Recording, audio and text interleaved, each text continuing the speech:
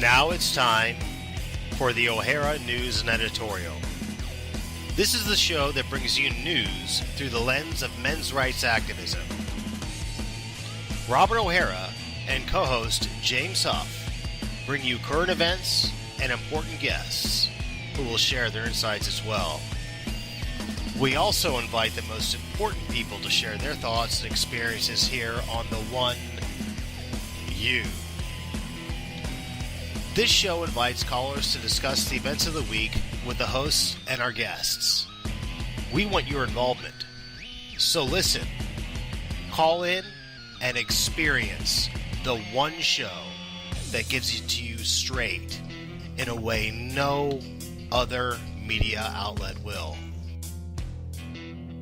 Let's begin the O'Hara News and Editorial.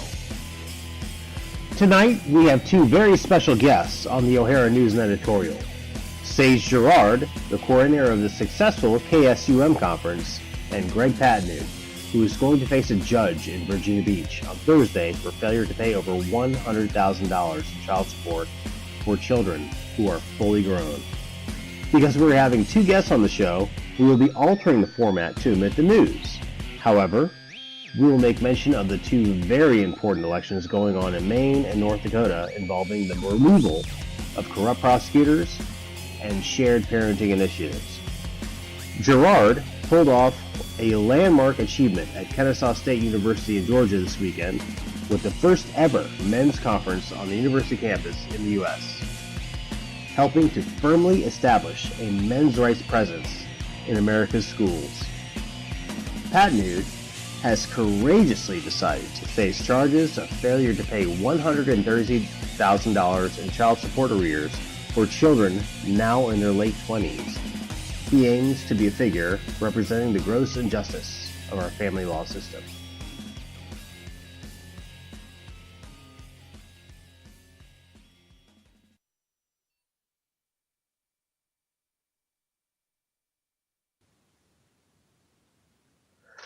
And we're back with another edition of the O'Hara News and Editorial for this Tuesday, November 4th, 2014. And this is a very, very special show. We have two great guests on tonight. First of all, we have Sage Gerard on for the first half of the show. And for the second half of the show, we have Greg Patnude, who is going to face charges for failure to pay over $100,000 in child support arrears for children that are well into their late 20s.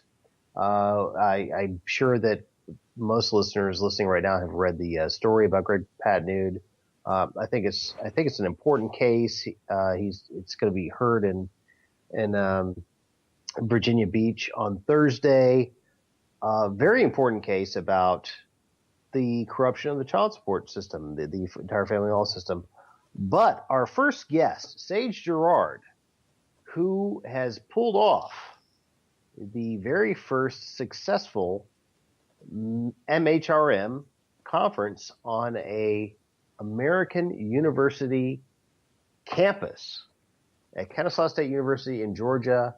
It was a blazing success. We had, Sage had great speakers down there. Paul Elam showed up. Jonathan Taylor showed up. Girl Ice What showed up. Janice Fiamingo showed up. Did Janice Fiamingo show up? Did she? Yeah, she did. Okay, yes, she. Okay, good.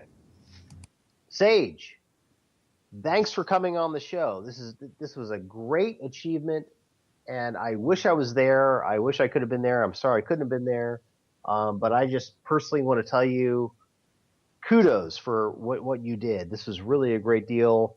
It was a very important event, and welcome to the show. And tell us how you're doing after all this, because I know you're probably beat. It was a long weekend for you. This is no doubt a cathartic moment. But thank you for having me on the show, and I wish you could have been there as well. It's been very exhausting. All the speakers were exhausted as well. Tell me they each took about 12 hours to sleep each. But no, there's so much I could cover. But honestly, I'd be talking for over an hour at this moment if I tried. Okay, so I'm going to ask you some pointed questions. And by the way, we would like callers to call in because we are omitting the news section of our show. So, James, if you could give the call-in number, that would be great. So callers can call in as well before I ask Sage any questions, and then I'll proceed to Sage. Sure. The number is 214-272-0408. I'll say that again. The number is 214-272-0408. Please call in, everybody. That would be great. Sage will be happy to take your questions, as will both James and I. We only have Sage for about 45 minutes now, so we got to make this count. So, to start, how did things go? Because I haven't really read or seen. I haven't seen any footage. I haven't really read anything about it. As far as the operations of the conference, how did things go? What kind of resistance did you come across? I know this is a pretty broad question. I'll let you answer it the way you want to. I might interject with some questions. But what kind of resistance did you come across, and what kind of obstacles did you come across? Were there people on campus that were interfering with things, or was it like just basic like logistical things, or both? Tell us how things played out as far as the actual organization and implementation of the conference. Well, the conference went really beautifully once we actually took care of things. And of course, the reason most people have not seen any footage or anything like that from the conference is because there's a lot of it. And of course, in the event that somebody, we all have to just kind of, it's just going to take a lot of processing time. We didn't have any live streaming or anything like that. So just bear with me while I get the composition and editing done, and then we can go ahead and get that published. But regarding the obstacles leading up to the conference, there was a remarkable effort by the part of faculty in the Interdisciplinary Studies Department, which is where the Gender Studies program is housed. They've made several attempts on my character, several attempts at character assassination in the form of police reports and a letter from the legal division, which made me pretty frightened for my job and, my future, because these are people that are abusing their apparent credibility as a means to just take on somebody they just have a political disagreement with. Then there's the students. The students were nowhere near as bad. In fact, there was a demonstration. I posted a little Google Plus album on this in images, where this organization called KSU Yes Body had wanted to protest a Voice for Men's presence on campus. And so they did a little GoFundMe fundraiser, which I donated to because I wanted them to protest. I thought the protest was misguided, but I wanted them to have it. And I looked at the protest, and even though that the philosophy behind it was, again, misguided, it was peaceful, which is certainly much more, I could say. That's definitely points to them, considering, we could compare it to the University of Toronto or other feminists that are willing to blockade doors and beat you over the head. But the faculty members were easily the biggest obstacle. And I did an open records request and looked at the things they've been saying to one another. And basically, they've been having meetings about KSUM. They called us a problem on campus. And they were basically keeping track of how many advisors we had and if the conference was still on. And the tone made it suggest as if they were checking to see, I guess you could call it their own progress, because it sounded like they were trying to hurt KSUM, and they have hurt KSUM leading up to the conference. So those obstacles were just largely a pattern of misconduct from a single department on campus, and that was like the major obstacle.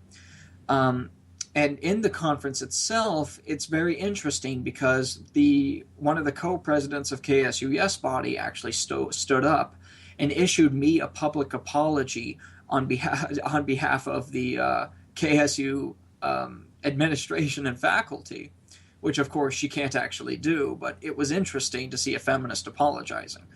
It really was, because it kind of was a watershed moment there, right? And there's more I could say about that, but it in essence just told me that, the KSUM was basically going to win, because the students are figuring out that they're not going to be able to, just flat out take it on. And now the faculty's ending up looking like they're isolated. It's not just students and faculty anymore. Now it's faculty just basically standing there like the Wizard of Oz after the curtain's been pulled.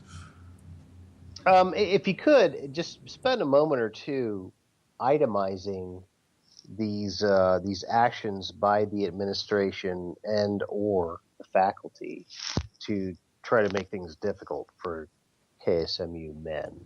Sure. Were there emails? Were there? I know you talked about it just now, but if you get into bigger detail, were there emails? Were there phone calls? Were there did your academic advisor call you up and say, "Hey, stop doing this. Your future is going to be screwed up," or whatever? I don't know. Tell me what happened.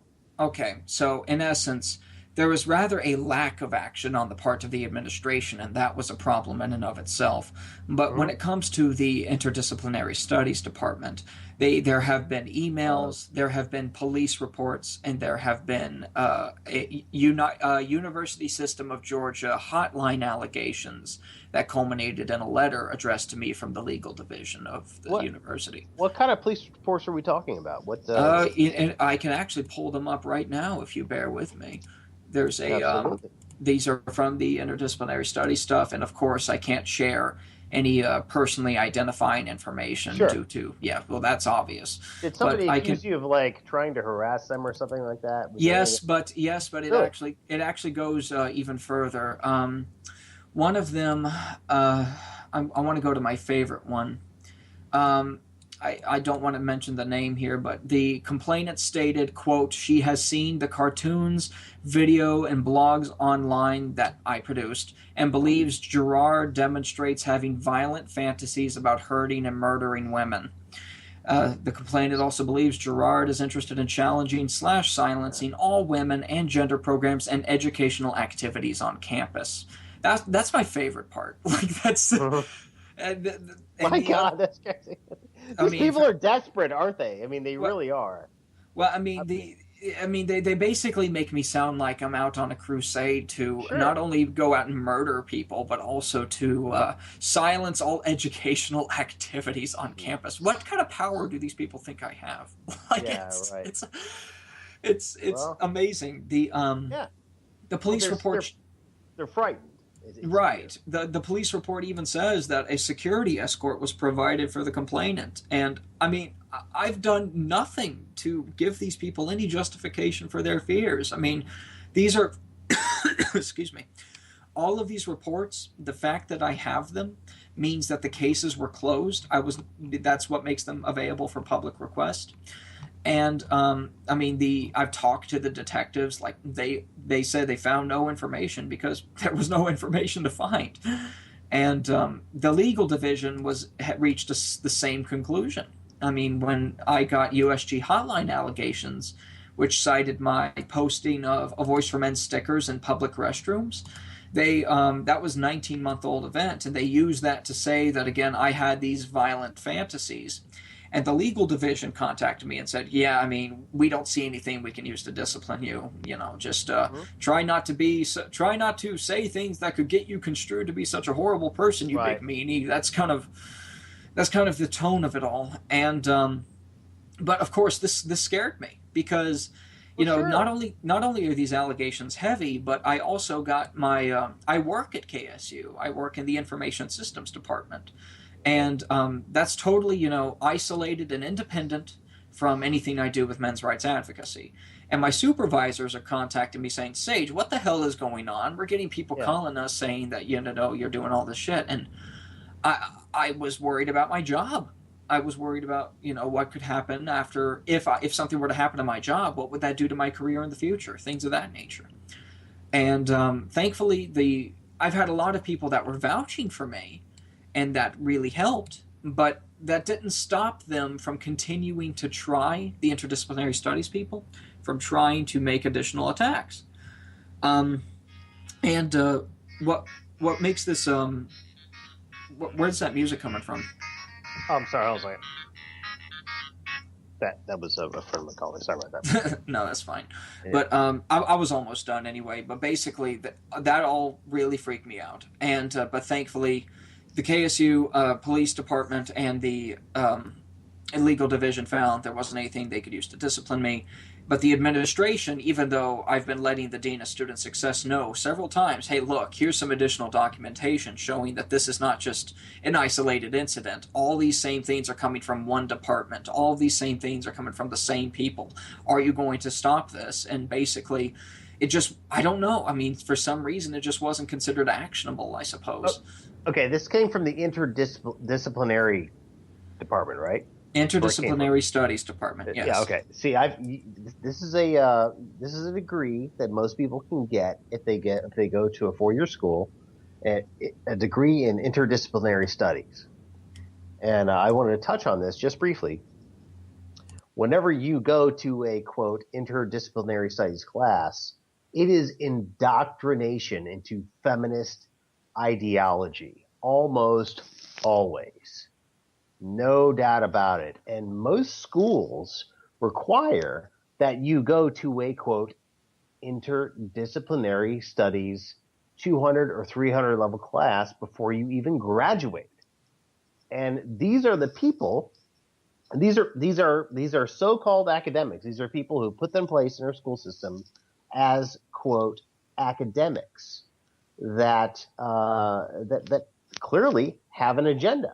And if you disagree with anything that they say, they're going to come after your ass academically if they can, or administratively if they can. So they went after you, obviously. Yes.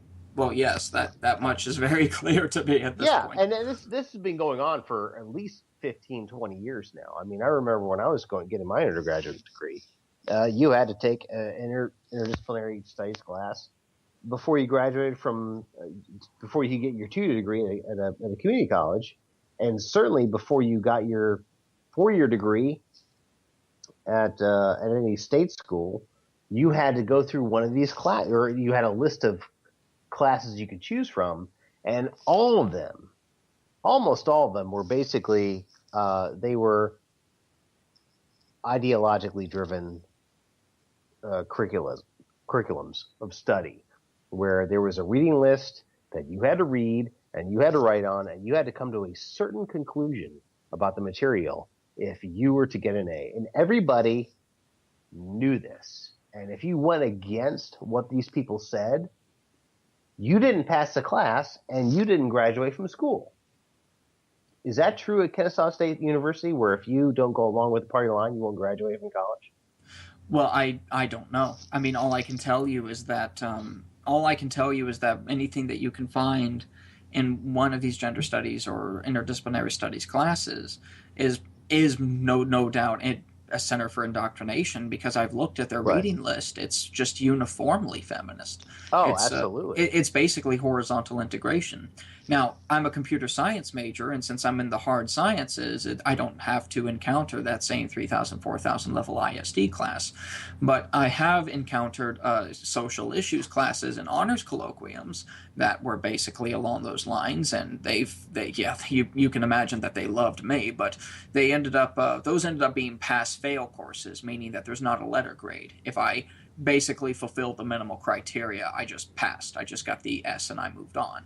But if so I didn't have that. And it situation. didn't add or subtract your GDP. It was there. Well, those were again. I'm sorry, your grade point level. It just didn't. These were honors colloquium classes, which means that if you pass them, they get counted toward your success of finishing the requirements for the honors program. But it's not. Yeah, it's not related to your primary degree program. Right. I do of course have another friend who is experiencing what you're describing though, and he's going to Georgia State, and he was telling me that he did end up suffering grade point deductions because his article was not in complete agreement with the citations that he was provided to write about. So it was it's irritating as hell. Now one thing I can tell you is I used to go to Georgia State as well. I only went for one semester. Then I decided that school wasn't for me. And I went to a global politics class. And in that global politics class, I disagreed with one of those faulty statistics that was being presented. I think it was the one where they said women do 2/3 of the world's work for 10% of the income. Remember that one?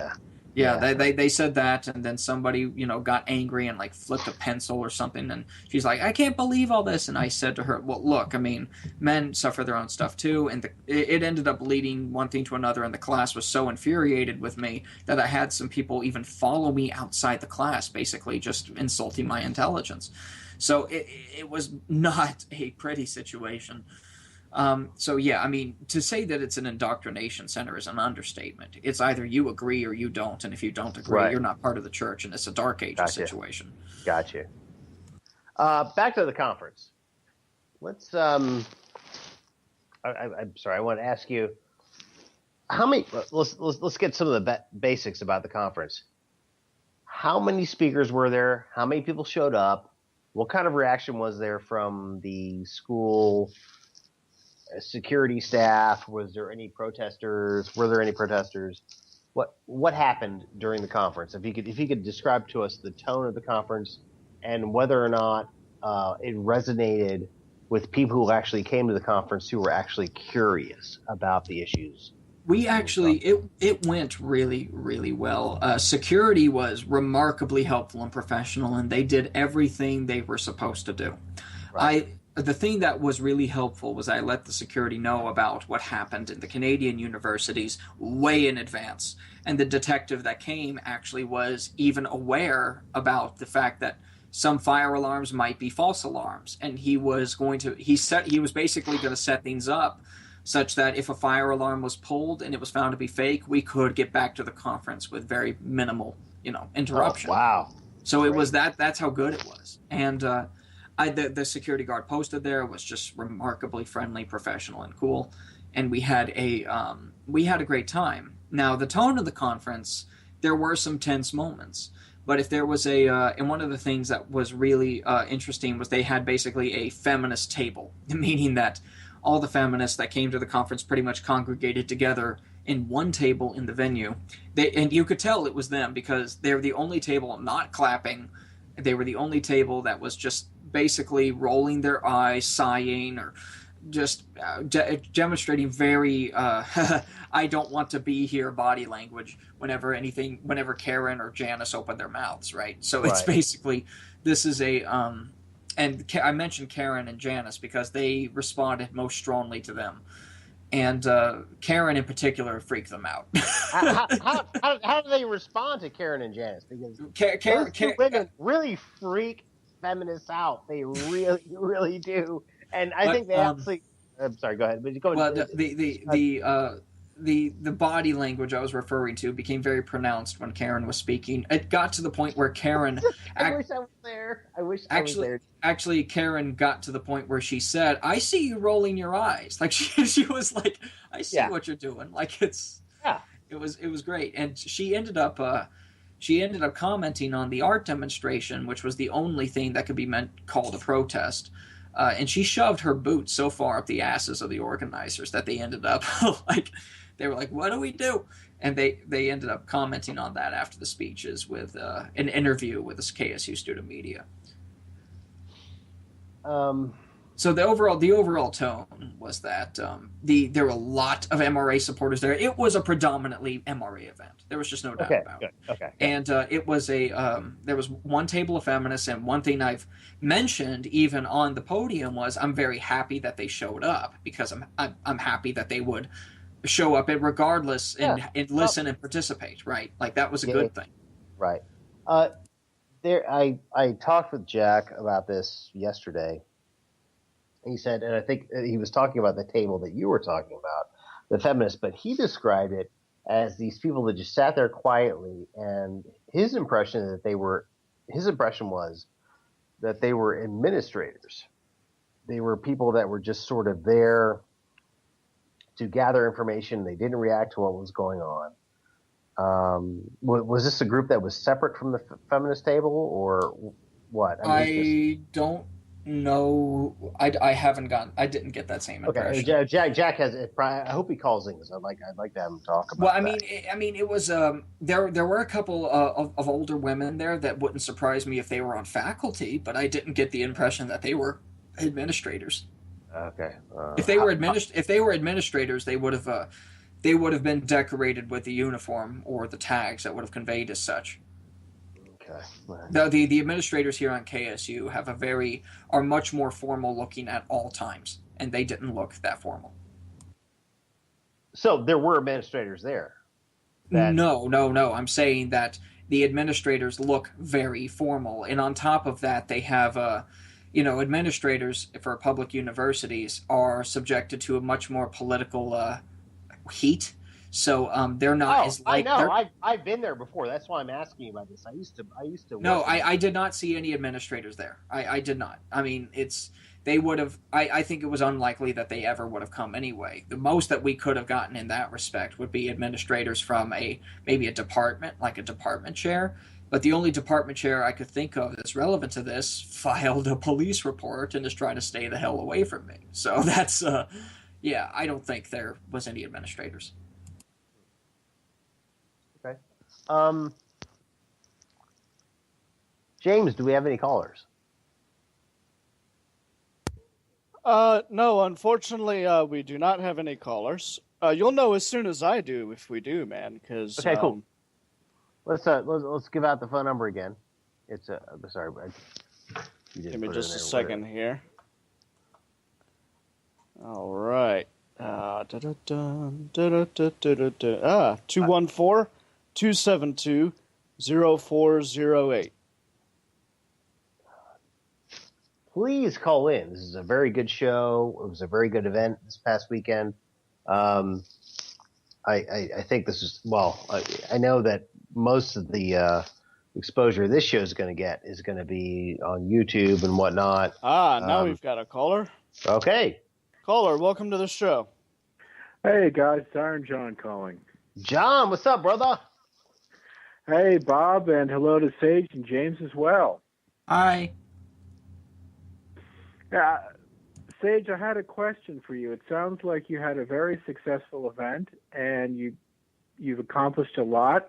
I don't mean to be too demanding, but what are your plans now for KSUM? The plans now are really varied. One thing that Karen brought up during the conference was the Blue Ribbon campaign to raise awareness for male cancers.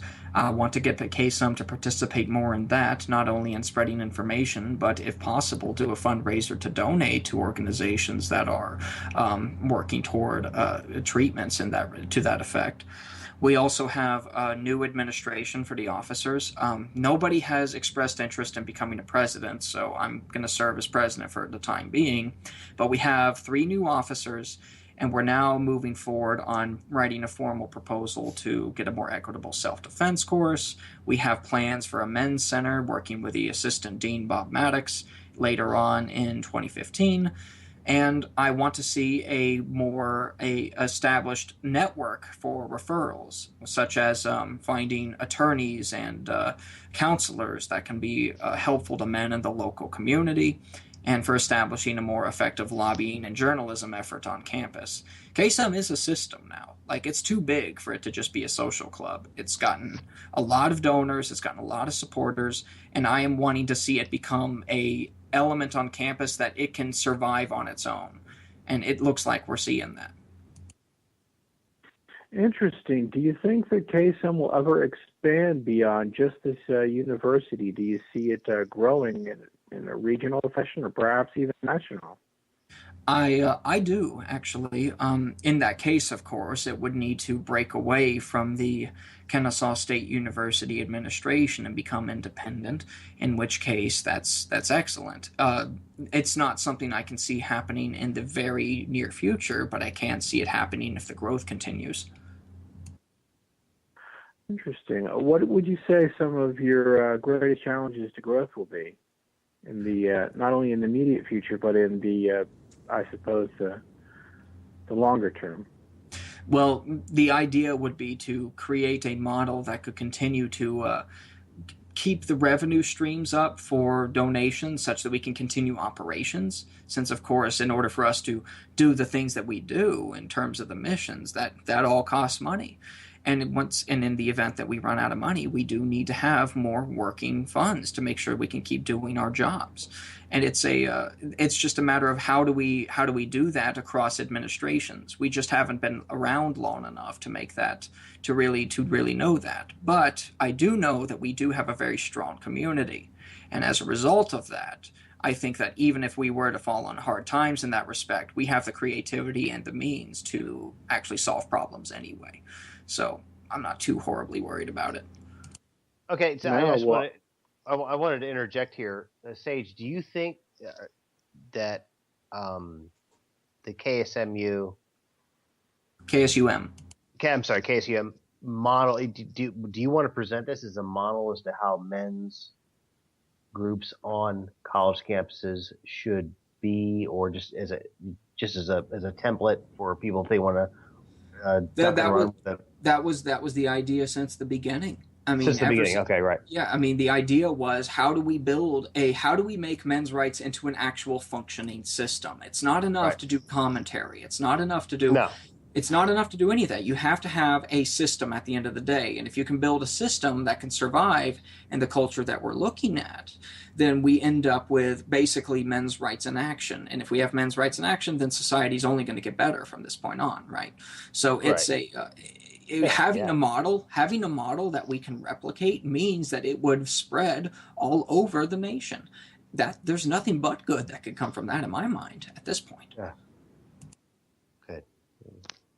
I'm sorry, John. Go ahead. Sage. Oh, thank you, Bob. Sage, for all the MRAs and MHRAs and everyone else involved in the men's movement listening, what would you say were some of the most valuable lessons that you've learned in putting this conference together? Probably that universities don't give a rat's ass about you.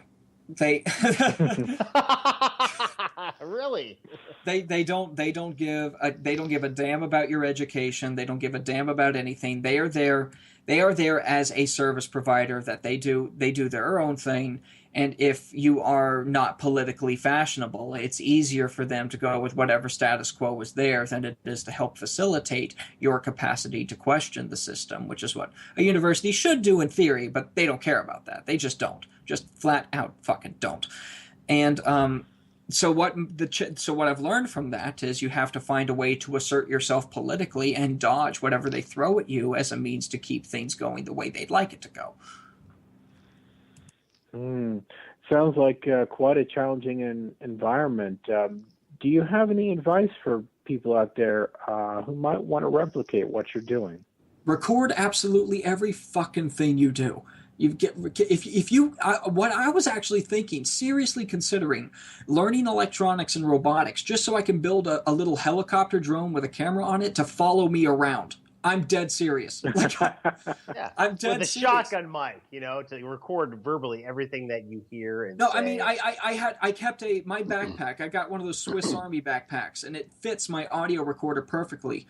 And nice. I keep it running at all times. I keep a record. And if somebody messes with me, which they will, I want to have that record because that recorder will save your ass. There is no question about it. Oh, because they will come after you. They will lie about you. They will do this. They will lie about you. They will try to frame you. That's their MO. That is their weapon. That is what these people do. And that's not being paranoid. That's not being like that is a fact. If you're going to engage in this type of activism, you have to record at all times. Yes, it's not a tinfoil hat thing by any stretch of the imagination. Not at all. I mean, just in the last few months, I've gathered like just a tremendous amount of audio just for my own protection, and I've even stated this publicly in a debate I had recently. Look, I mean, folks, I'm terrified of what these faculty are going to do to me. I have to keep these records. It's basically for crime prevention purposes. Yeah, I certainly agree. Now, there's obviously a lot of fear, and that's absolutely understandable, Sage, but there has to be something good too. Is there something that you're most proud of or that you enjoyed the most about putting all of this together that you'd like to share? Yes. some KSUM members are coming out of their shells, as in they're okay publicly stating their names. That is the most rewarding aspect of this in my mind, because now I've always been dealing with a problem where KSUM members will come up and they say, you know what, I love what you're doing, I believe in what you're doing, but I don't know if I should be seen with you. That's the kind of attitude they show. Yeah. But now that things have been picking up, and I've been taking a lot of shotgun blast to the face, and people are basically seeing that I'm okay, they're also starting to come out and say, well, wait a minute, this is bullshit. I don't like that my university is like this. So I've had we have our secretary, Stacey Evans. He's come out. He's the first other KSUM member to come out and go public. He's and now with our new officer team, I don't know how many of them wish to go public quite yet, but they have been revealing their names in student media, which is a step. I just don't know if I would want to broadcast any further than that. That I'm letting them decide how, I'm letting them determine their own exposure. But they're coming out. Certainly, they're coming out. That's good. Yeah. As a result Sage, of this, I'm sorry, I just want to tell you, Sage, that's what makes you a leader in this movement.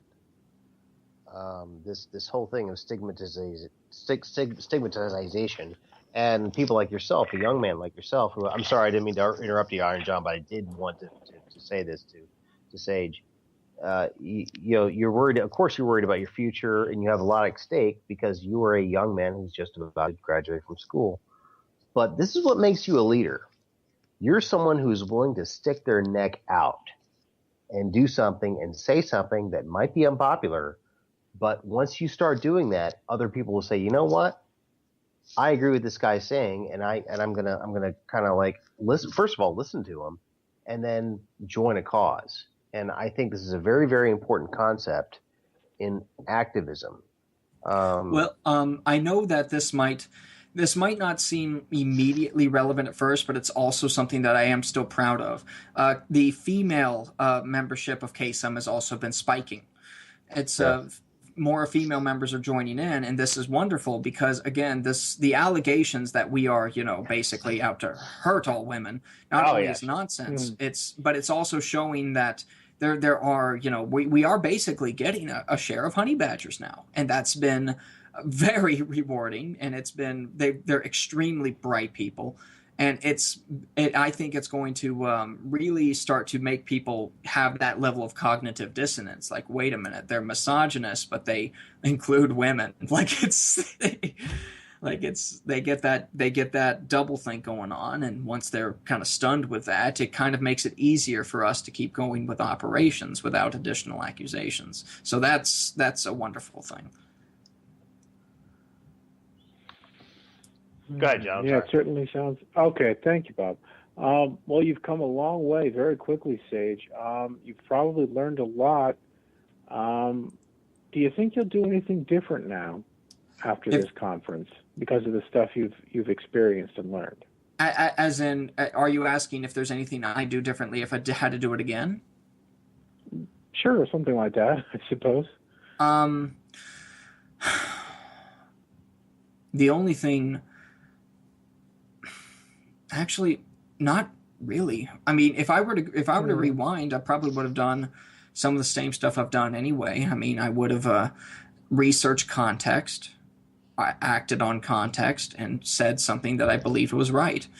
I do know that a lot of the bullshit I've been experiencing was culminated from people spreading rumors about KSUM, and a lot of that seemed to start from people drawing that link between A Voice for Men and that allegation by Arthur Goldwag, who contributed to the SPLC. I think that a lot of that drama we faced would have been avoided if AVFM was not as visible of a sponsor. But I don't want to say that as if I was, in any way regretting my AVFM sponsorship, because I'm totally, totally proud of it. I would say to answer your question directly, no, I probably would not have done anything differently. I mean, I was still proud of the AVFM stuff. I still would have been saying a lot of the stuff I'm still saying now. So, I mean, this isn't to say I haven't learned anything. It's just like what we did worked. So why would I want to do something different? That whole SPLC thing, and actually this is quite an important thing, because the reason the SPLC did what they did, the reason that Arthur Goldwag did what he did, was to supply our opponents with a rhetorical weapon. But that rhetorical weapon is increasingly being rightfully perceived as just that, a rhetorical weapon that is, in fact, false. Mm-hmm. We are not a hate group. The reason why the SPLC wrote that hit piece on us, they never classified us as a hate group. The reason the SPLC wrote that hit piece, the reason that Arthur Goldwag wrote that hit piece against us, was almost certainly as a direct result of the publication of the RadFem Hub article that me and James and other people worked on regarding the exposure of the RadFem Hub people, and they are the most hateful, fucked up people on the face of the planet. These people are crazy, and it's important to understand that, and I think it's important to point that out. That's the reason why the SPLC targeted us in the first place, because these people actually gave the SPLC money, and that's why people in the press and in academia point us out. That they reference the SPLC thing in regards to A Voice for Men. It's important to point that out, that every single time someone says, "Oh, the SPLC said you guys were a hate movement," it's like, hey, listen, the only reason the SPLC went after us in the first place is because this real hate movement got their, it got called out on their hateful bullshit, and they gave money to the SPLC to trash mouth AVFM. I think that's important. Well, it's interesting you mentioned that, because during the time that I was getting ready for a debate with Brian Klein on KSU, he sent me an email letting me know that a feminist actually tried to offer him money as a means to go out and hire a moderator of her choosing. Right. Yep. Well, folks, I actually have to get going in just a few minutes. Yeah, sure. No, but is there anything that we could cover in just these last few minutes? Any last questions? Anything you want to say, Sage? Anything you want to say in the last few minutes? It's all you. Well, all I can say at this moment is that KSU Men is going to be having its officer election in the next few days. And as I stated before, the presidency seat is still perceived as really, a hot seat, so no one really wants to touch it. So I'm going to be still there. Unless somebody steps forward and really shows that they're able to handle it. And then there's we got 3 new officers, and we have just a really full-bodied administration that is now fully prepared to take on new functions, administrative correspondence, digital media direction, and all sorts of new things. And we now have the capacity to, I think, lobby the administration on KSU in a whole new light. And folks, this is, men's rights is on campus now. Like, this isn't just, us trying to do little creative protests anymore. This is a bona fide system. It's here. Sage, thank you so much for everything that you have done. I think that you are the right man at the right time to do what needs to be done, and I'm so grateful that you have stepped up and done activism on a school level, because this arena, the academic arena, the university arena, really is important. It's where we as a society purport to educate our youth, or to educate anybody who wants to go and learn something. And it's important to call out ideologues on college campuses and say, listen, you're an ideologue. You're not about truth. You're not about you have this narrative. And you have called these people out, and you have firmly established presence, men's rights presence in our nation's school system, and I want to applaud you. Thank you. Absolutely. There is one more note, if you don't mind. Sure. When KSUM turns 1 year old in 2 days, we gain one new privilege. KSU offers new privileges to student organizations depending on how long they last. And one of the things that we gain is access to a dedicated cubicle office space. We also gain the ability to petition a committee for funding, which means that this might be the first time that leading up in the future that a men's rights organization can request government funding and get it. Very important. Because if for nothing else but for the fight, because once that starts happening, well, but then at that point we're starting to dip our hands into the same pot that feminists have been enjoying digging their hands in. So that's, I don't know what's going to happen then, but you better believe I'm going to be filing a request. Okay, Sage, it's now 9:45. I know you got to get out of here. Thank you. But again, thank you so much for everything. And I wish I was there, and I love you, brother. And I just want to, I'm really looking forward to hearing everything about the conference the next couple of days as it gets published on IVFM. Thank you so much for having me. And that I'm really, really excited. And I do know for a fact that, at first I thought that KSUM was just going to be an experiment that had a very high chance of failure, but now it looks like it's staying, and it's not going to go away anytime soon. Good. It's because of you, Sage. No, it's because of the community that's making KSUM possible. It's not just me. Well, I want to give you your due credit. So. Well, thank you so much. Absolutely. James, let's go to a music break, and we'll have Greg Patnude on after the break. Catch y'all later, folks.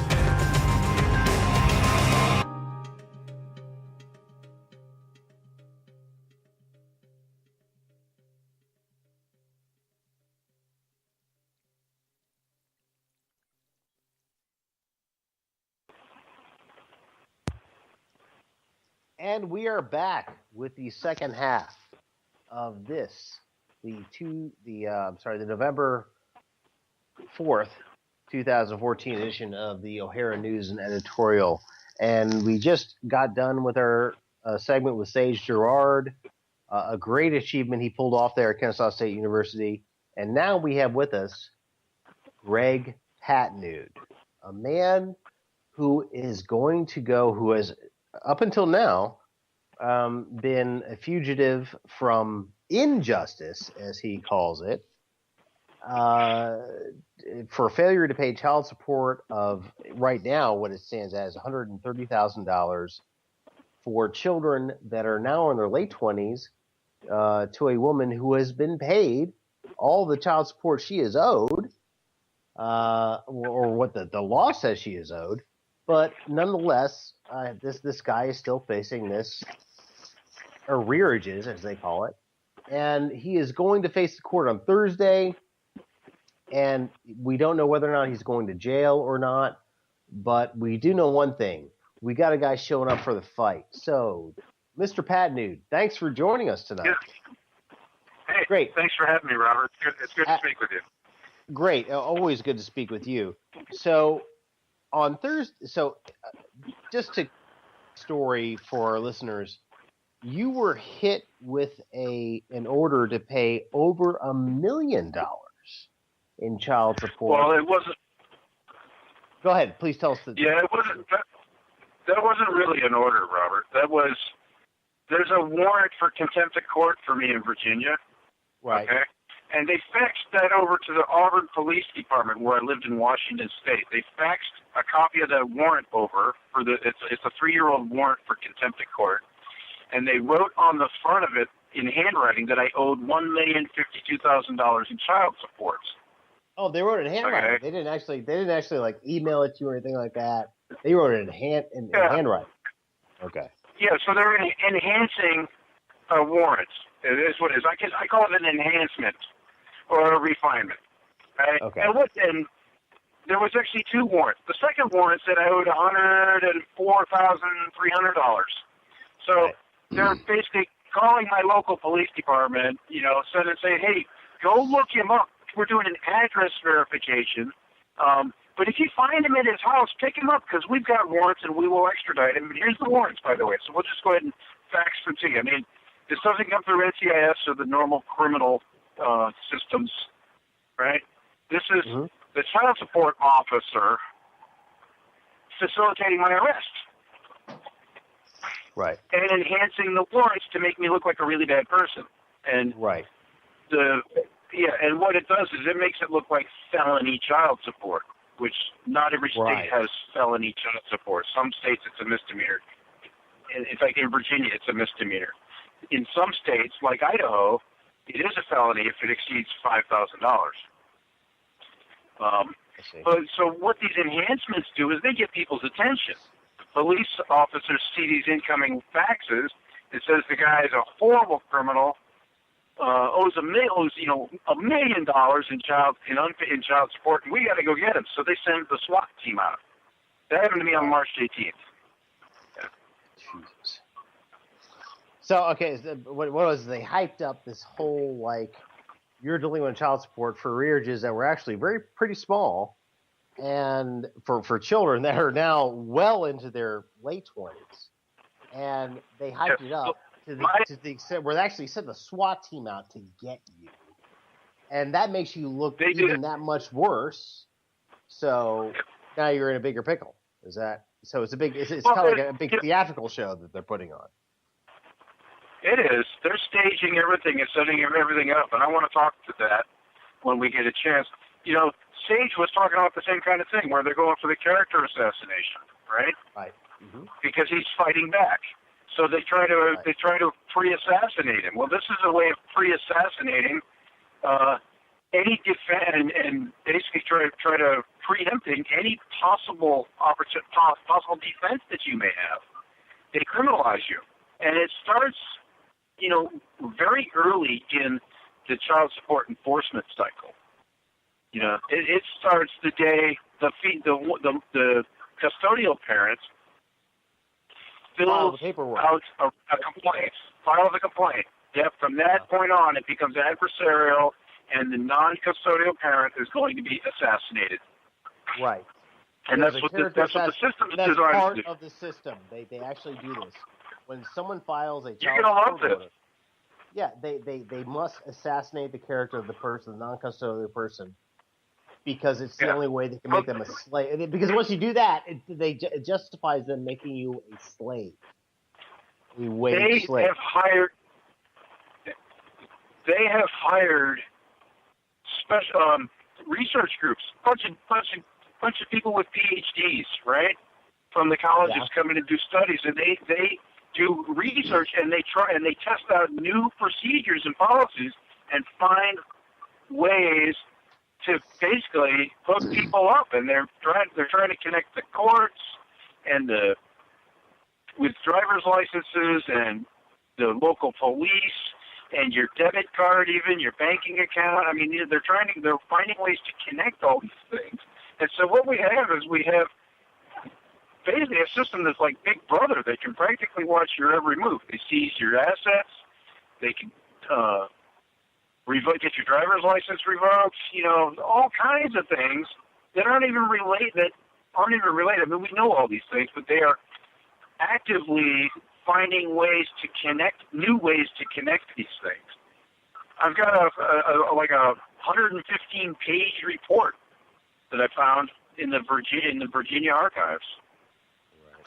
Some crazy stuff. They are working really hard to find ways to assassinate your character, and they're getting good at it.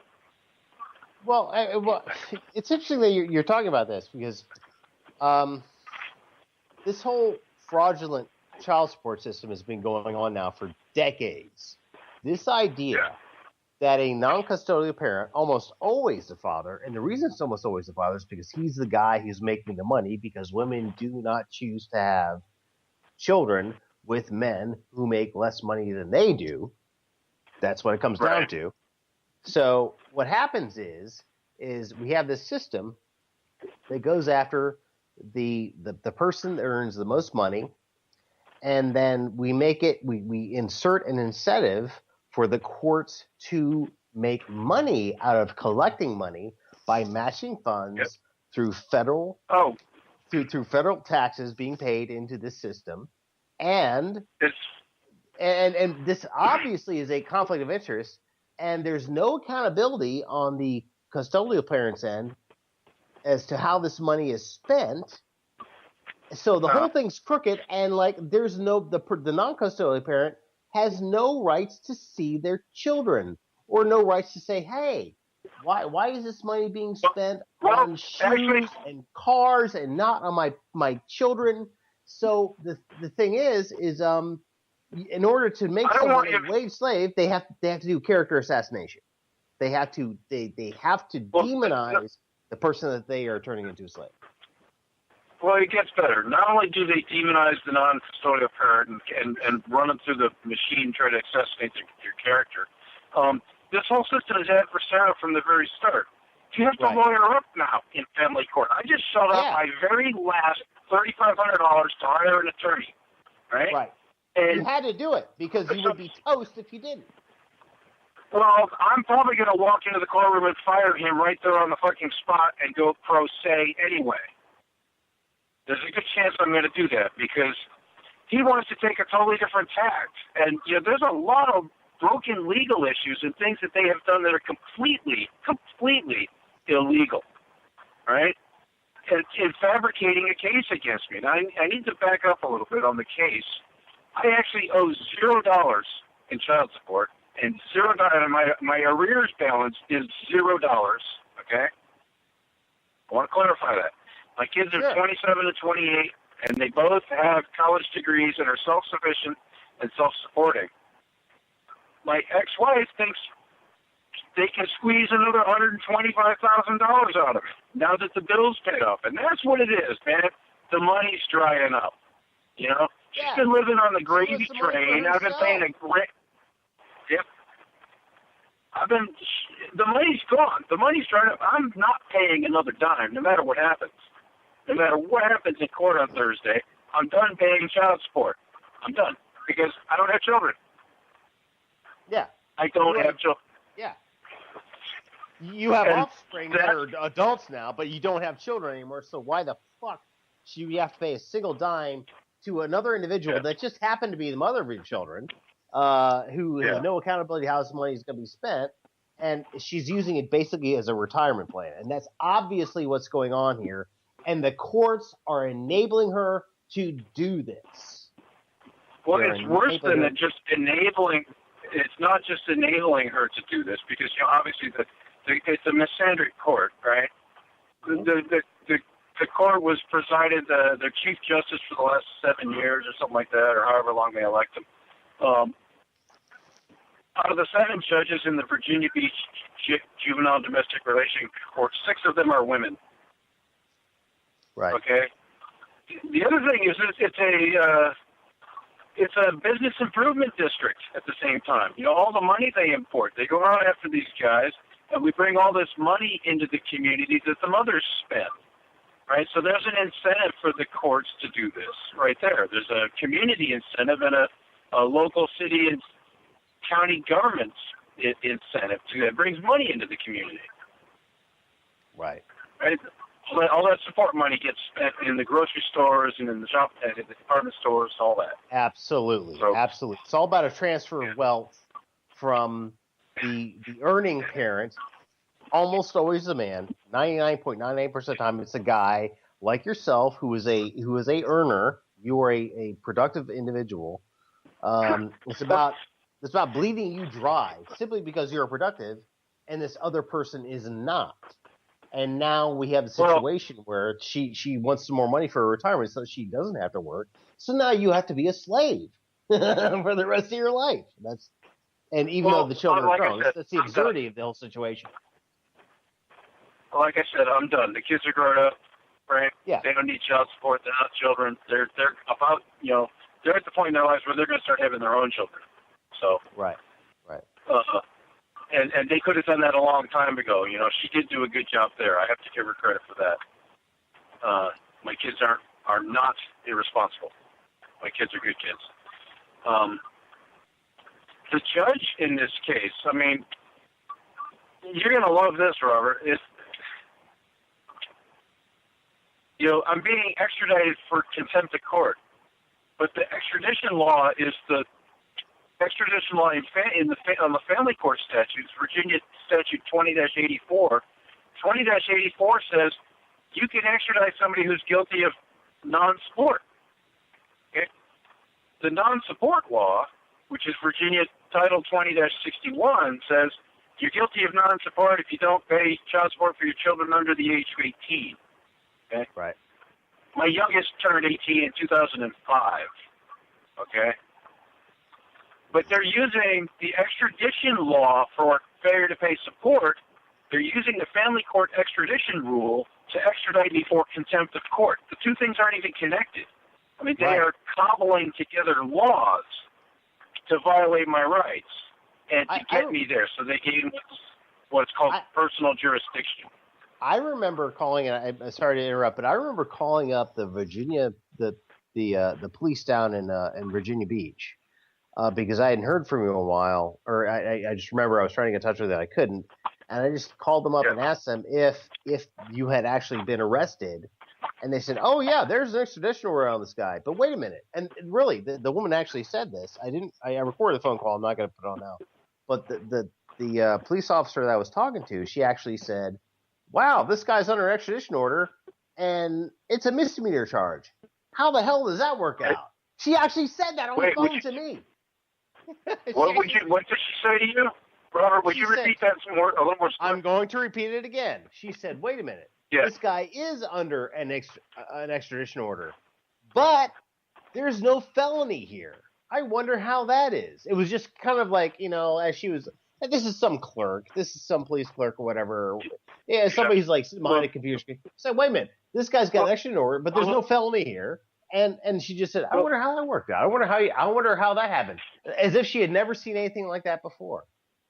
It was remarkable. Yeah. Well, here's how they produce that. on the extradition paperwork, and the detective that I spoke with over the phone, when they tried to arrest me for extradition out in Seattle, I wasn't home. Okay, and I got a phone call saying the police were here, and I left and I stopped living at home that night.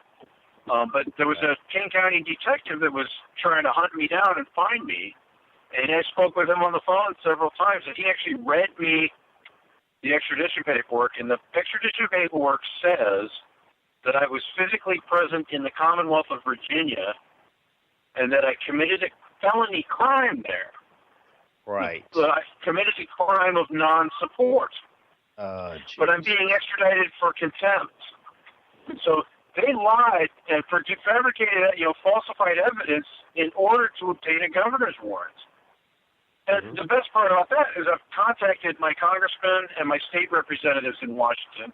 And the federal congressman says, oh, this is a state's problem. And the state representatives say, well, this is extradition and child support. This is a federal issue. And so they all pass the buck. Yeah, yep. So there's no accountability. There's no accountability. The judge is going to claim judicial immunity, right? And it's like you can't. And this is what needs to change, man. Is we have to start holding public officials accountable. There is no judicial immunity if the judge is doing something that they know is wrong, right? It's called errors of omission is the legal phrase for it. And if you know that what you're doing is wrong, right, you're guilty. There's no ifs, ands, or buts about it. Right? There's no immunity for blatantly doing wrong. And so this judge has probably handled 10,000 child support cases, right? So there's no way she thinks that I'm guilty of non-support, right? Right. And you paid because my kids are 28. Right. You paid over $250,000 in child support in your life to these two children. Yeah. Basically. Right. Yeah, I paid a lot. It's been expensive, but I signed an agreement saying, part of the divorce decree said that I would help get them through college, right? That's what I did, and that's what we did. But there's a lot of things that are just broken in this case where we've got judges connecting laws that don't connect and producing evidence. They all certify and swear on their graves that they're reliable and trustworthy, in order to produce a governor's warrant. There's what this is all based on is there's actually a mistake. The consent order that I got into in 2004. It was poorly crafted. And basically something was copied and pasted, right? And the meaning, because of where it was inserted it was inserted twice into the document, and the second insertion of a particular clause is the problem. So basically somebody with fumble fingers did a poor job drafting the document, right, in 2004, and you come back and look at it 10 years later, and you could interpret it either way. And I can talk to that a little bit. What I'm talking about is in 2004, prior to 2004, we were operating on a divorce decree, okay? And I was paying $1,600 a month for my two kids, and they were 17 and 18 at that time, okay? In 2004, they extradited me and got me in jail the same exact way they tried this time, right? So there's history here. This is the modus operandi. In 2004, they got me to Virginia. I was in jail, incarcerated, and forced to sign a new consent order to put my kids through college. The trade was, I cashed out, I had some arrears, I cashed out at $40,000 on that, and the agreement was then we reduced the child support to $1,000 a month from the $1,600, right? And there's a clause in there that says, if I don't pay the $40,000 cash settlements, within 60 days, then the whole thing is null and void, and we stay on the $1,600 deal. That's what this clause says. Well, my ex-wife is and her attorney are misreading that clause and trying to say the whole consent, or 10 years later, the consent order is invalid because I was late on some of those $1,000 payments, and we revert back to the divorce decree, to the $1,600 a month. So that's the differential. $1,600 a month for 5 years, right, versus $1,000 a month for 5 years. And then you put some interest, put 10 years worth of interest on top of that, and it looks like $125,000. So these people are greedy, right? My ex-wife is greedy. She's a greedy little biatch.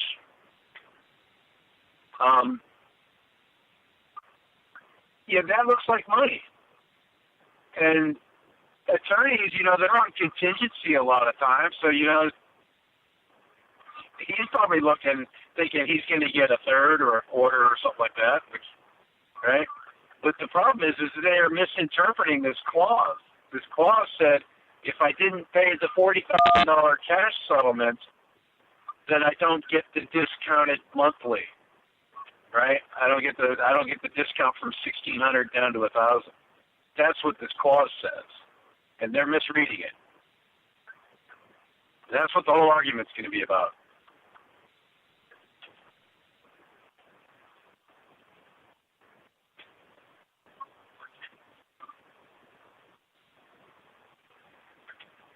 And another thing that Sage started talking about was, leadership. And I started out talking about character assassination. The place I'm at in life, man, it's like I had to give up my home in Auburn, right?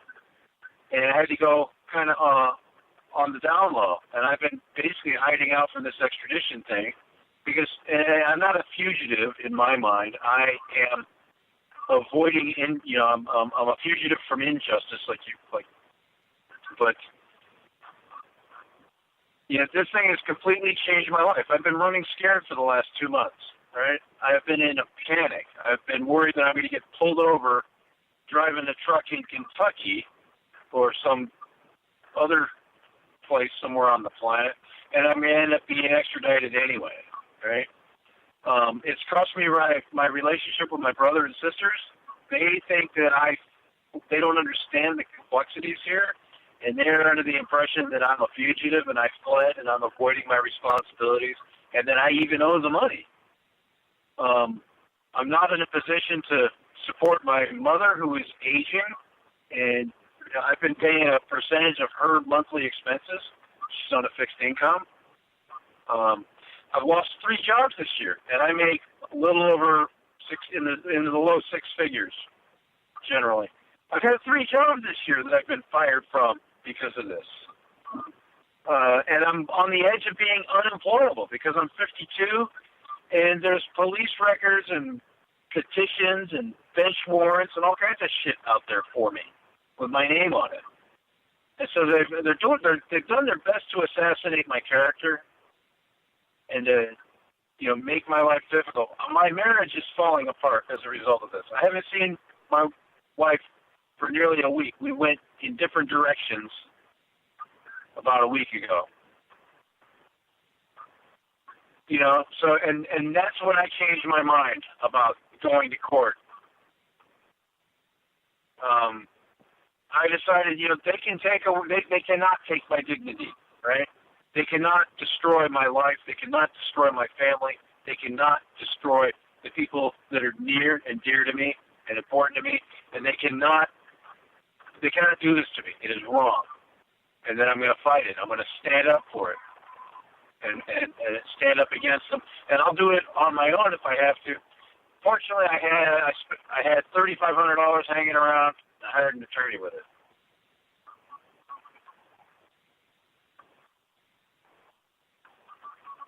Still there? Robert, you still with us? Sorry, I muted my microphone. I'm here. I'm sorry, I had my microphone muted. What do you think is going to happen on Thursday? Or let me put it this way: what do you hope is going to happen on Thursday, and what do you think is going to happen on Thursday? I don't know what's going to happen exactly, but I know what should happen, and what should happen is what I'm hoping for. What I hope will happen on Thursday in court is the fugitive from justice and extradition, governor's warrant for extradition, goes away. My attorney said that one's solved because I'm effectively showing up in court, putting in an appearance, and so they can't extradite me. He says, so that basically just gets erased. Right. Okay? When it comes to contempt of court, I've read up on contempt, and there's civil contempt and criminal contempt. But in either case,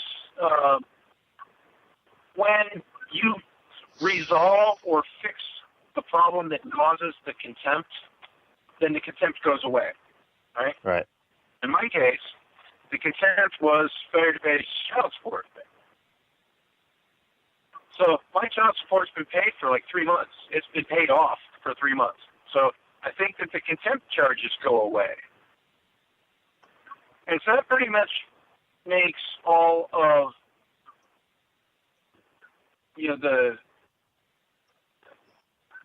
the legal things disappear.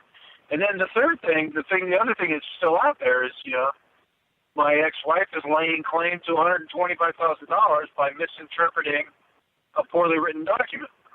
Right. And I think it would be practically impossible to say, well, it's, even though the contract's a bad contract, you're still, or it's not even a bad contract. It is ambiguous. But it's pretty clear what we make. We actually discussed this in the judges' chambers in 2004 when we signed it. And I'm a smart guy. I would never sign a clause that says if you're 1 day late on a payment, you owe $125,000. Sure. I would never sign that. Sure. I'm not an idiot. Of course not. Yeah. Right. So I think what's going to happen there, I think the judge is going to look at it and say, it's a chicken or the egg thing. We don't know which one came first. It's not really a dependent clause, and you can actually see that it's been pasted into the document. And so which one got pasted in first? The first time it appears or the second time it appears? And so that makes it a chicken and the egg thing. And I think that that the judge has to say that it's indeterminate, and therefore none of it applies, and we're done. And case closed, and your child support's paid, and let's close the case. James, it is now almost 20 after 10. Let's do a music break and see if we can get some callers to call in. If you could give the call number again. Yeah, we can do that. Give me just a second here.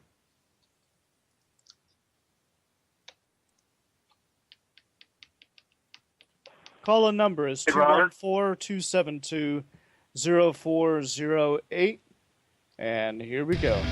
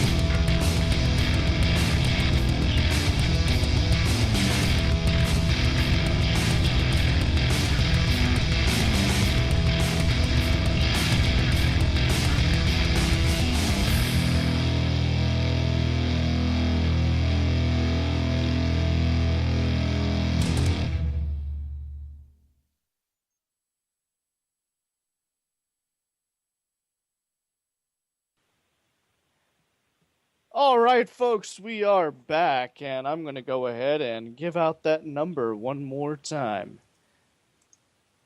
That number is 214-272-0408.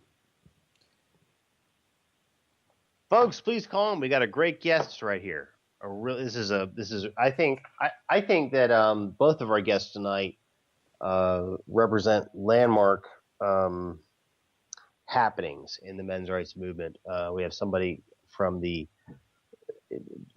higher education angle of things and what's going on there, and now we have somebody, and this is really, I think this is at the base of so many problems that men face today, is the family court system and just the way fathers are treated. This idea that, that this thing that's been happening over the past 4 decades, where if you're a dad, you don't get to be a dad, and if you're a dad, you're just basically a sperm donor turned ATM machine. And in this case, a sperm donor turned into a serious deep weld ATM machine.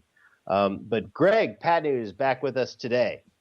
Greg, you wanted to talk about a couple of things while we were on break. We were talking about some things that you wanted to talk about. There were two of them. One of them was the fact that there were hearings going on in court that you were not even aware of, that you were not served with information about, which is a serious breach of basic constitutional rights. And what was the other one again? If you could articulate that. I'm sorry, I'm at a loss for words for. Well, there's actually a couple of important topics, I think. The first one, let's start with the second one first, okay? Sure. They've held since 2006. The last time I appeared in court in Virginia was 2006. Okay? Right. And now there's legal documents that say that after that, I was physically present in the Commonwealth of Virginia and committed the crime of failure to pay support, and it's a felony. And that's 2008, 2009, and I was not there. I was never served on. Right. And they've had 10 or 11 different judicial hearings, all in front of the same judge with my ex-wife, that I've had absolutely no knowledge of. There's been 10 or 11 of these things. I knew of one hearing, and I actually filed a motion. I wrote it myself, but it wasn't taken seriously and it wasn't treated as a motion because I didn't have an attorney, and I didn't show up. All right. So what they're doing is it goes to character assassination and how they build a case against you. Okay, they're trying to fabricate a case against me and make me look really bad because there's all these court hearings and that have now been listed in front of me, and they're being used as evidence against me. That the judge did this, the judge did that, this was signed, and it ends up saying. The arrears as calculated by the Division of Child Support Enforcement is incorrect as it provides credits for incentives provided for in the agreement that the respondent never earned. Right.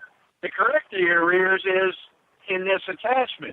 So basically they assassinated my character and saying the fix is $125,000. Right. And they're questioning, and they're saying that the Child Support Agency, which is the agency of record for any monies owed, once they start the collection process, that's the dollar amount you go by. Right. Right? So they're trying to get the state to basically have some sort of sliding scale. Hey, let's throw a few 1,000 on there, And, I mean, it's just, they're manipulating the system in ways that you just would not believe. It's crazy. Oh. Well, that is the system. The system is there to do exactly what they are doing. It's a tertiary manipulation thing, I think. I'm sorry, I didn't mean to interject, but it's kind of making an editorial comment here. That's what's going on here. Is basically the entire system is set up to victimize people like you, who are high earners, so people who earn money, and they take the money, and this is what they do, and that's it. And they use these things to. Go ahead. Yeah, I'm sorry. It's a lot of money too, and it's federally subsidized to the tune of $4.1 billion a year. Yeah. Okay, this is big money. Okay. Big money for lawyers. The state of Virginia gets between $60 and $80 million per state. They get, and that basically pays the agency's budget. Right? Oh, that pays a lot of people's salaries. jobs are on the line, dude. People's jobs. It's their job to turn you into a slave. That's what their job is, and they're using your children, who are now fully grown, to do this. Yeah. And then, one of the other things I want to talk about was emasculation, and character assassination. Yeah. I perceive this as a really big issue. Jesus Christ. The deadbeat dad. I mean, this whole idea of deadbeat dad, Here's the problem. We said we're pussified. Every single one of us, every man or every father has been pussified by the system. And we sit back and we piss and moan about our problems and our child support and how bad it is, and it's not going to get any better, and the jail, it sucks, right? And we're pussified. We've been emasculated, right? I'm a warrior, okay? As a nation of men, we are all warriors, and we would be one hell of an army if we were organized and everybody stood up and fought this. But we've been pussified, we've been emasculated, we believe that we have to go get an attorney and that we're at the whim of the judge and what we can negotiate by the misandric courts, okay? It's time for people to stand up and stop bitching and do something. And I'm challenging every man out there to stand up and do something for yourself. They can't take you if you comply, you're a pussy, and you're letting them run you, and you're letting them ruin your family and control your family. And I don't relinquish that control to anybody. And so I'm a little frustrated, And another thing that goes with that is, as groups of men trying to change the system, we're totally disconnected from each other, right? On Facebook alone, as I was doing research a few months ago, I found like 80 different men's groups for men's rights. Children of, men with children to pay support, child support reform for this, child support for that, and they're all disconnected. We need some solidarity here, guys. We need to all be on the same page, wearing the same set of shoes, and marching in the same direction. We need some leadership. So I'm not sure if the thing that Sage is working on is the proper form for that, but this has got to change.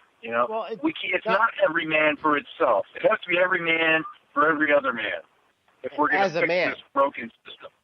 Absolutely, as a man, and it just kind of to kind of as kind of just to say in response to that, there is a growing men's rights movement, and there are certainly, and there should be, different areas of expertise. You have the family court system. You don't need a men's rights movement. I don't think we need a men's rights movement. We already have the right. Right. I already have the inalienable right. But we have to defend that. I don't need a movement. I need action. And yes, I'm saying we don't need a movement. We need action. Yes, there needs to be action. There needs to be activism, and this is an argument that I come across a lot with people about who should be the leader in the men's rights movement. I think that there should be, as far as activism is concerned, action. You're going to have a different assortment of people doing this, but also you're absolutely right in saying that there needs to be a conception or a cognition that we're all in this together. This is not, and this is not, it's so easy to point to paint that sentiment as being a collectivist attitude, but the fact is that we're all in the same house, and the house is on fucking fire, dude. It's on fire. I mean, it's not a good situation. No, and I think, honestly, I've thought about this at great length. I've had lots of time to reflect. I think that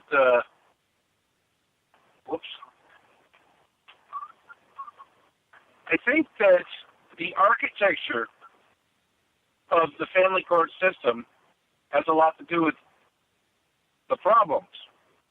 right. that the family court system is generating. Okay. Yes. Family courts are not courts of record. What that means is there's no public accountability. Yeah. There's no accountability. The judge across the hall can come up with identical cases. The judge across the hall in the other courtroom there can come up with a completely different conclusion for your family than he would for mine. Right. I think if child support is federally regulated and collection of child support is federally regulated and federally funded, I think that the family court systems should also be federally regulated. That would join them all together. They would have one set of standards, and the laws would apply equally to all men and women and all families. And the lack of accountability and the lack of a non-record-based court is really a huge issue. When you have someone who has the power to take money and children from an individual, from that said individual, there must be strict accountability in accordance with the laws and the values of this country. We have this thing called the Bill of Rights. You can't take something away from somebody without due process. You can't do it. All right? There must be some there must be some judicial review. There must be an appellate process. And we're talking about family court, where it's not just people's rights, whether or not you get arrested or something like that, or whether or not someone, shaves away like a quarter acre of your property. No, we're talking about taking away people's kids and like half of everything they've earned for their entire fucking life and putting a lien on them for the rest of their life. That's what we're talking about here. It's that bad. Well, that's what I'm looking at. You're facing jail for crying out loud. I'm looking at a year in jail. It's complete. It's my. There's a good chance that my marriage is shot. Right. Just from the pressure. I'm not meeting my obligation to my mother with her financial needs. I'm basically unemployable. You have no money. These people have stolen and turned my entire life upside down. Upside down. Yeah. And I'm not going to have it anymore. And if the judge says, too bad, so sad, I'll just tell her to lock me up. I'm not playing. And I'm prepared to do that. And say, you know what? I'm not playing this game with you. James, it's been really frustrating. It's been really a real hardship, especially when I'm in my career. I'm 52. You're in your mid-50s. What the hell? You're not a young spring chicken that can bounce back from this shit. This is it. This is it for you. Yeah, and my employment opportunities are changing partly because of my age and the age group that I'm competing with. Yeah. Right, in the job market. So employment for me is getting more and more difficult. I saw the same pattern happen with my father as he got closer and closer to retirement. My ex-wife, you're gonna love this.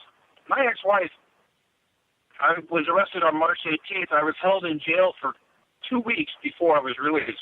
And as a result of being detained for 2 weeks, I lost my job. That was the first job I lost this year. The day after I got out, it was April 2nd, I called my ex-wife. I said, I've got most of the money. I can have it to you in a week. Do you want to settle up? And at the time, it was like $17,000. Right? Yeah. And she said, no, I'm doing this because I don't have enough money for retirement. She actually said that to me. Exactly. Yep. Well, the truth is, Robert, I've been living in an apartment since I got divorced. I've never had the financial resources to buy my own house. You don't have a retirement. I've got $300. I've got basically $500 to my name. Okay, and all my bills are due. And I'm going to court on Thursday to see if I go to jail for a year or not. So that's kind of where the place they brought me to, this whole process. I'm not happy with it.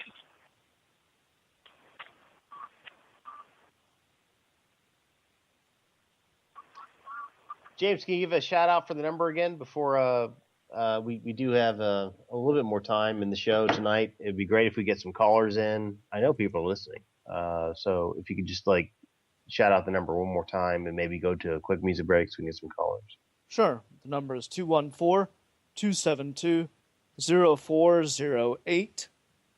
214-272-0408.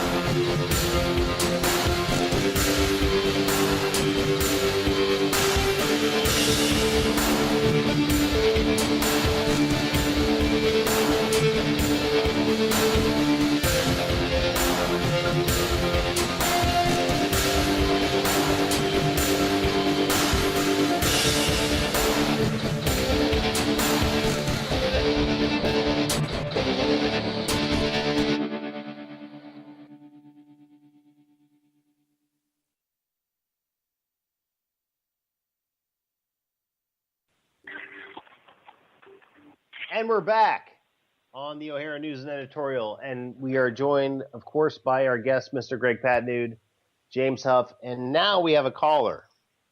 Danny boy, how are you doing, brother? I'm not doing too bad there, Robert. James, how you doing there, Greg? Good stuff, Danny. Pardon? I said I'm doing good, Danny. How are you? Not too bad. I'm hearing about your fight there over the radio here. And you talked about we already have our rights. You're absolutely right. We need to use the term invoke. Okay, we can't be going for the courts and asking them permission for our rights. Okay, so when we go in, we're put up in those courts, the words we want to use is invoke our rights. Yeah. Okay. Yeah. Oh, yeah. This is not something that the courts grant me. These are inalienable. This is not something the courts that the court grants or can take away from me. My rights, your rights, every man's rights. These were given. These were inalienable, and they were granted to you. And I think that's what you're reinforcing. I think, is that correct? Am I getting the right message here? Yeah. Well, when if you use legalese and English is not the same shit. Okay, there's a little difference in there. So by using the term invoke, you're forcing them to honor those rights. Right. Right. So yeah, I'm not right. Okay. We got to learn their language. We can't rely on the fucking lawyers to tell us the truth. They're in it for the money, for the most part. There are some good ones out there, but there's a lot of them in it for the money, as as your case illustrates there with your ex. Yeah, well, the thing about attorneys is my attorney's a really good attorney. He's a great guy, and he's a really good friend of mine, too. I mean, I've known him for 10 years. And part of the problem is he actually sent this to me in 2004. I was basically locked up and held hostage for $40,000 settlement under almost the same conditions in 2004. So they're kind of trying to repeat that, and extract more cash from the bank of Greg. Problem is Greg doesn't have it, and doesn't owe it. Not this time. 10 years ago, I did have an arrears balance. But my attorney said to me at the time, he said, Greg, I'm sorry, I did the best I could, but my hands are tied. They've got this system here that that works the way they work it, and I have to earn a living here. I have to live here and support my family. So even my attorney's hands are tied to some degree. Yeah. Like I said, there are some good ones. There are some good ones out there, but there's a lot of them out there who, they're in it for the money.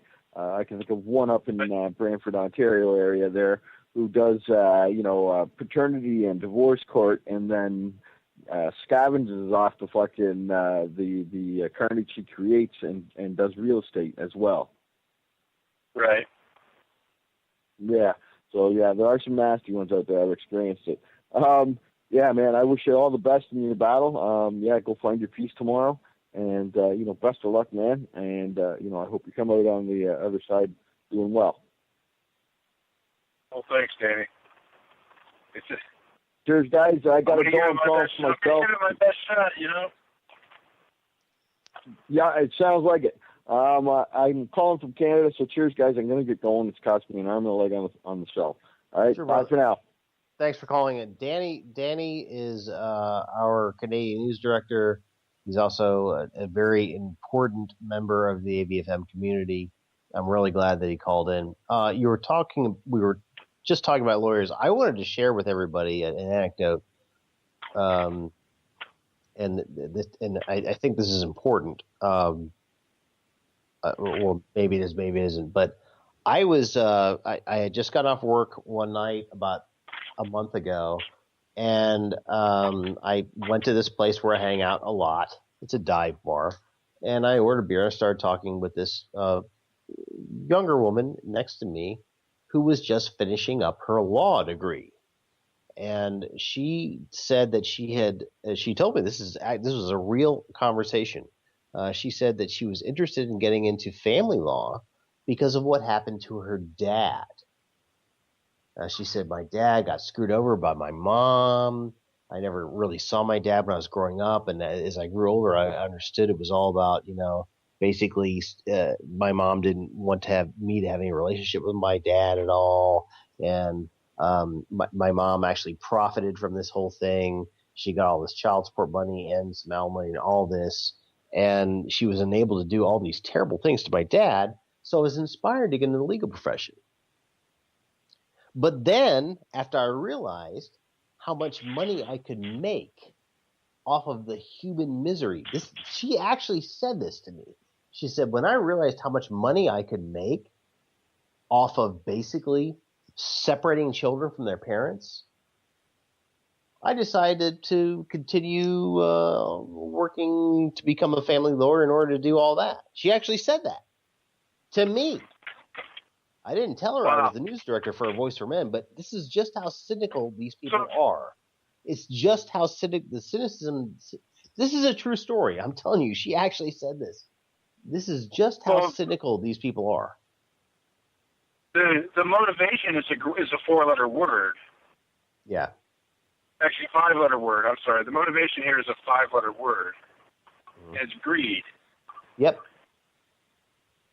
On the part of the attorneys, on the part of the, if I'm drinking, I can basically get a free paycheck. I get free money. Yeah. Right? Family court officials, judges. It's the lower level bureaucrats that understand that their jobs rely on this corrupt system, and they understand this fully. They have no illusions. These people are not stupid. And there's armies of these people who do this. Armies of them. Yeah. Yeah, I think from a men's rights perspective, we all need to march in unison. And, this stuff seems to always fail for some reason. There's some sort of social, I don't know what it is.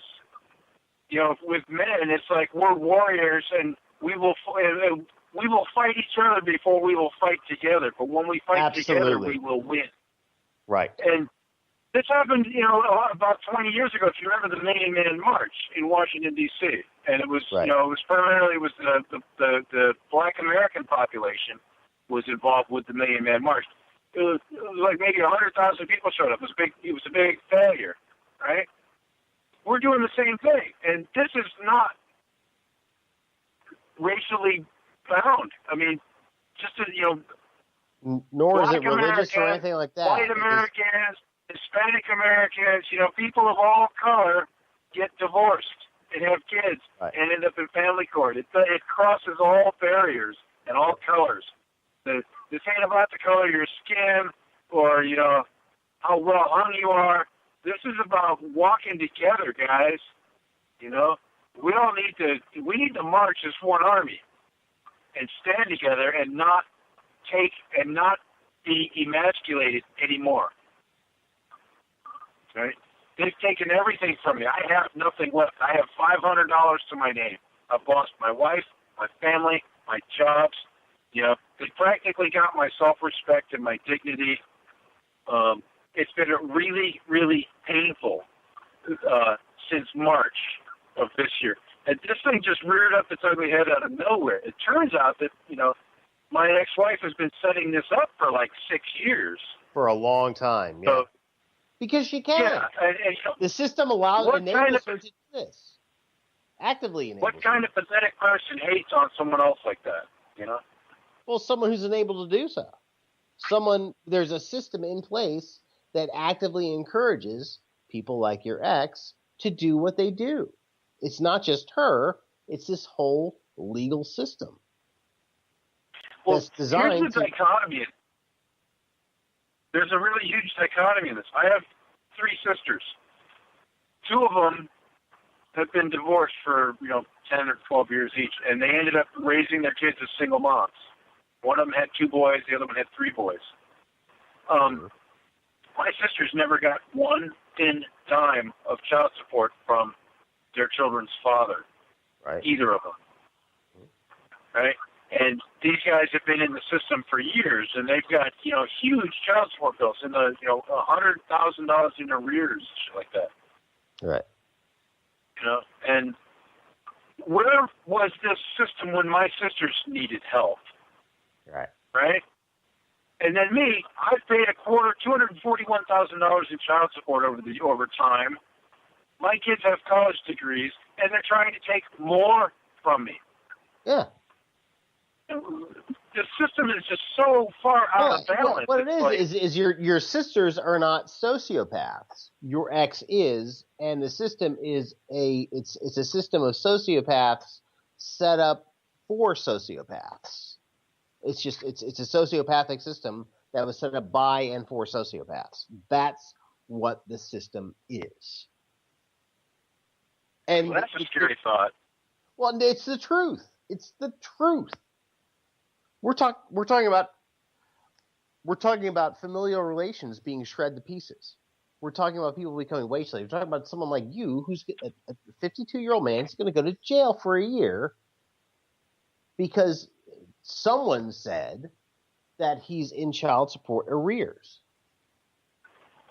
Because you're not going to pay $130,000 for children that are fully grown, even though you can document that you have paid all of your child support money. Yeah, it's on the DCSC, the agency. Their record shows a $0 balance on child support and $0 balance on the arrears. So yeah, I'm clean. I'm cleaned up with these people, and I hope I'm done because I really don't want to give up a year of my life you know, that would be the icing on the cake. You know, now that I've lost 3 jobs and everything that's near and dear to me, it would be icing on the cake to take a year out of my life. You know.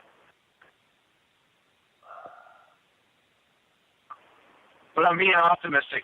My plan is, you know, I'm close enough to where I can be in Virginia Beach in an hour's drive, and I've got court at 8:30 on Thursday morning.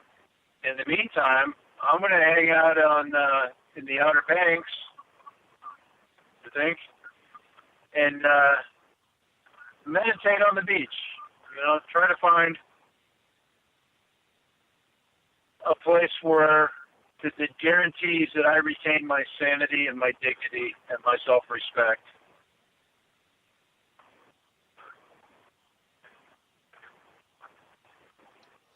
Greg, it's 11. I'm sorry, it's 10:53 right now. I think now's a good time to end the show. Thank you so much for calling in. Hey, it's good fun. Absolutely. And listen, I know that things are bad for you right now. Yeah. And they could get much worse. But just remember, man, Not you know. really. Well, just remember. There's nothing left to take other than a year of my life. Well, I'll tell you what, that's all I got left. Well, no, you got people. You got people thinking about you. Some people are praying about you. Yeah, I know. And you know what? And guess what? You're part of something now. This is really, really important. And you're someone who's going to be talked about. And no matter what happens, we can't promise that we can come bust you out of jail or anything like that. But you know, this is something that's coming to the forefront, and you're helping it happen. And there are people who are behind you. So just keep that in mind always.